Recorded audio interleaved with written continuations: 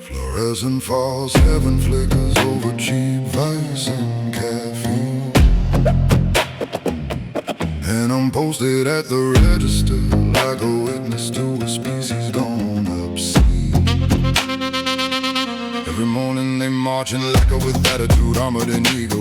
Little larvae in leather, pretending the shell is the soul and the swagger is sacred, though it's see-through. Big talk, hearts there, chest out, chin up, every clown comes volume is victory. As a bucking at a cashier turns cowardice into some kind of counterfeit divinity. They come and dragging their dead little kingdoms behind them. Cigarette breath and truck stop pride, mistaken intimidation for illumination, while the real self rots and hides. I can hear the fear in the over-enunciated confidence, hear the crack in the cadence. Every alpha act just resin over ruin, every boast a billboard for spiritual vacancy. Women drift through, dipped in polish and practice detachment. Some wrapped in precision, some wrapped in poison. All of it curated casing to conceal collapse and attachment. Kids coming already coded, pupils baptized by screens, twitching thumbs and empty humor. Lava minds preloaded with prefab dreams. And I stand alone in the convenience store cathedral, scanning their rituals in silence, watching the matrix reward the thickest shell, while anything tender gets taxed for his honesty. I watch them cocoon in a kingdom of counterfeit glue,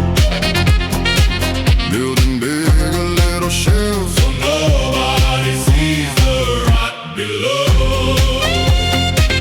All posture, all pageant, all dominance and display, while the blind machine blesses whatever learns to harden and obey. I'm alone with the knowing and the buzz and the beams. One clerk in the corner watching insects cosplay kings and queens. They call it strength, I call it panic dress world. Polished little prophets preaching prison from inside their shell.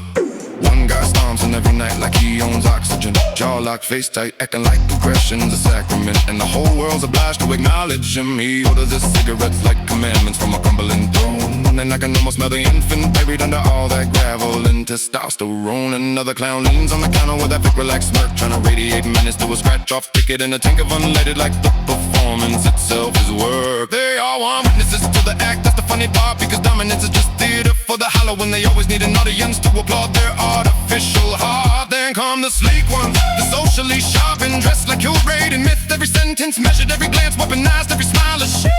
Some sell superiority with silence, some with sarcasm, some with clinical cool, but it's all the same cocoon and instinct, just different insects drooling on different rules. This whole place is a hatchery for persona, a lava lab lit by freezer, home credit card chimes, where souls spin synthetic silk around themselves, one transaction at a time.